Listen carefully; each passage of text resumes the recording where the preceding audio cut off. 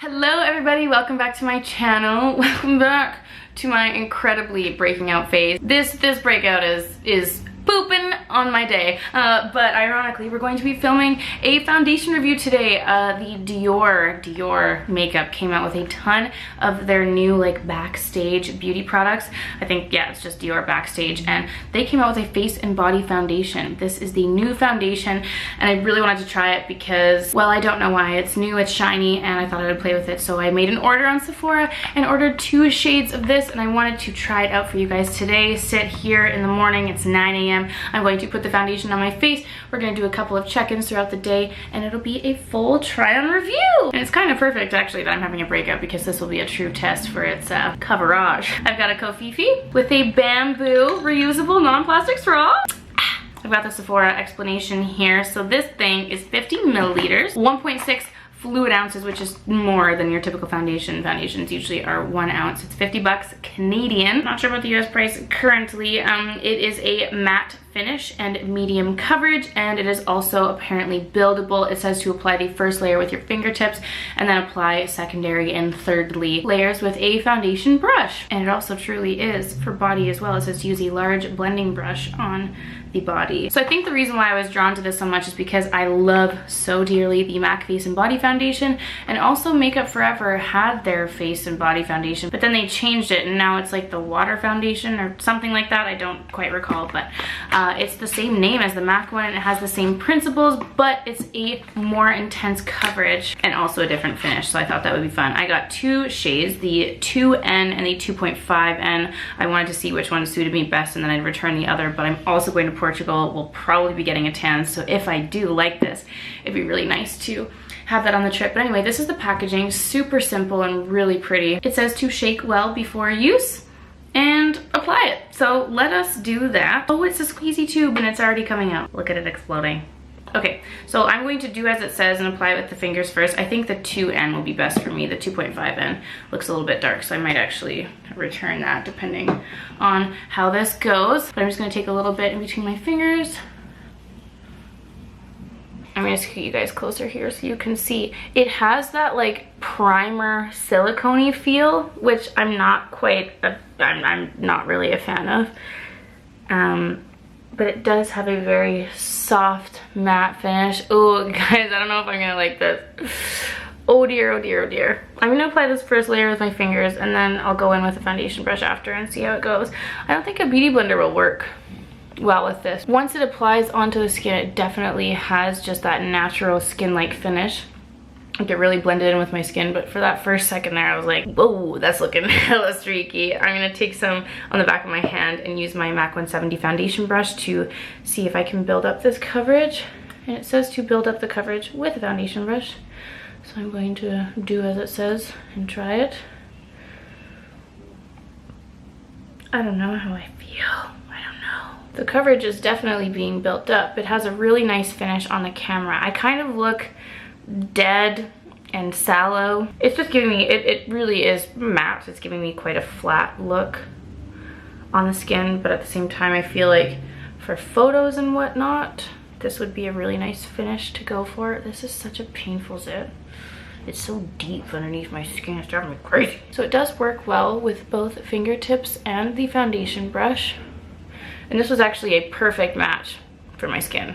So 2N, it is neutral. They have a bunch of different undertones for their foundations and a ton of shades, which is super nice to see. So that's the base. This is the finish of the foundation, nice and close. It definitely does have a very natural matte finish. It has totally blended in with my skin. Like its texture, you really can't see the foundation when you come up close. It has blended in very nicely, and the shade match is pretty much perfect. So I'm going to apply the rest of the makeup. I'm going to go ahead with concealer and I'm going to conceal my zits, but I feel like that's usually helpful to watch, so I'm going to keep the camera turned on. This is the NARS Soft Matte Concealer in the shade Cannelle Light 2.75, and I'm going to use this to conceal those zitties. And this is a matte finish, so it'll go nicely with the foundation, I hope.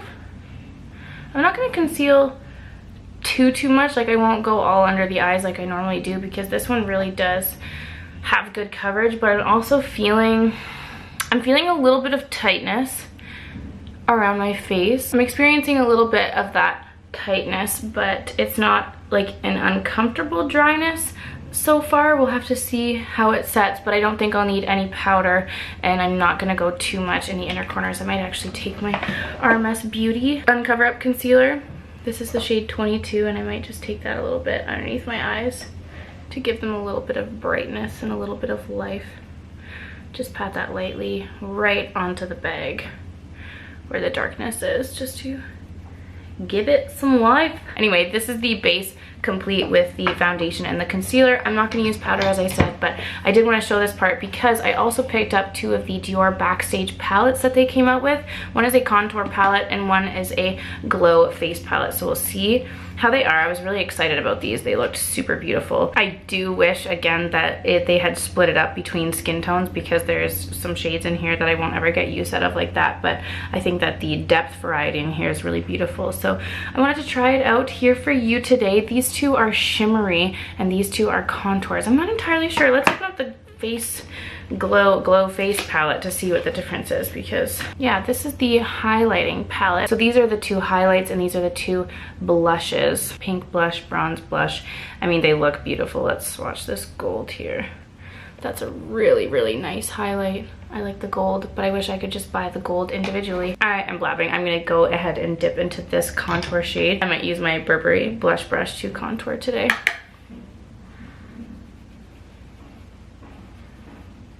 Yeah, it's really, really nice shade. Very, very pretty, very easy to apply as well. This brush sheds like a mother effer. Shade of contour, and it blended out so easily. I'm gonna try it on my jawline as well. Oh my giddy goodness, that is nice. That is very nice. I like it. I like it a lot. I like it a lot. I'm gonna try, because this says highlighter, but it's quite deep, this one here. I might try using it as like a kind of semi-shimmery bronzer. I'll just layer it on top of this contour.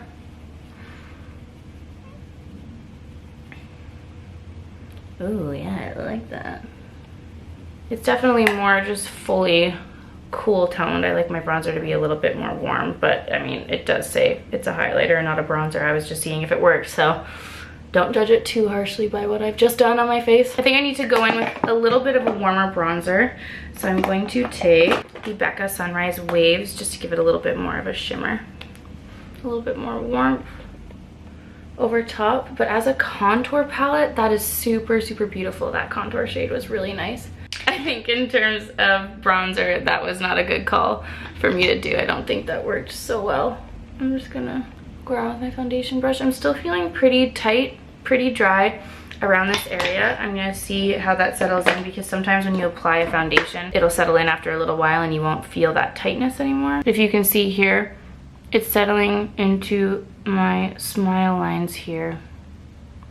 But once I finish applying the powder products, I'm gonna apply Fix Plus and we'll see if that goes away. I do want to use this highlight and see how it looks. I'm gonna dip into the gold here. Oh, I don't know how I feel about that, you guys. It's pretty, it's nice. It's really nice. But it's just done a weird thing. Oh my God, I don't know. There's something weird with my face right now. There's like 2 lines. Can you guys see these 2 lines? It's like something has gone on with the base products beneath it. It's very, very odd. Let me see if that goes away. I just kind of took this smudgy brush and blended it out a little bit. I don't know, this foundation must just really set deeply into the skin. I just want to see how it lasts, because if it's a product that will, you know, be really long lasting for events and whatnot and be really good for photography, then you can kind of forgive some of its quirkinesses. I'm gonna try using the pink blush in here. It's quite a sheeny blush. I don't know how I feel about these. I really, really like this particular contour shade. I think if you have deeper skin tones, this would be beautiful. I do wish that they could be available separately. And this one, I'm kind of getting a little chunky situation here, which really surprises me from Dior, because in general, they tend to have a very buttery and creamy consistency and formula across all of their products. Like their eyeshadows are so buttery and beautiful, and you don't typically get that chunky glitter. And once I blended it out with this kabuki brush, it definitely settled into the skin a little bit more. But that shimmery pink blush just on the apples of my cheeks is really popping out those pores. It didn't glide over the face well. It's really bringing that out, so that's kind of unfortunate. But I think that if these shades were available individually, that would be a different story. But I think these are going to be a pass for me. But so far, the foundation, it's looking very even, and I do have a very nice natural matte finish. I'm going to go ahead and finish the rest of my makeup, and then we'll go about the day. I have a few other videos to film today, so I'm going to be sitting and sweating and stressing and chatting in this makeup and see how it lasts for the day. So this is the final look of the foundation with the products applied, and also the rest of the Dior Backstage products. As you can see, it's just really highlighting my pores there. I really don't like that. It's a little bit too sheeny and shimmery. So the blush is going to be a pass for me, but the foundation looks really nice and even across the skin. So I just finished applying my makeup on the eyes. I actually just used the contour and highlight Backstage palettes, and they were really pretty as eyeshadow. I like it a lot. I just put my Makeup Forever 3C lip liner on, and I wanted to show you guys the new Bite French Press lip glosses. This is the shade Salted Caramel, and I was super sad. I actually met with the Bite team when I was in Toronto, and they were so wonderful. This is the shade Salted Caramel. It actually smells like coffee beans. That's so cool.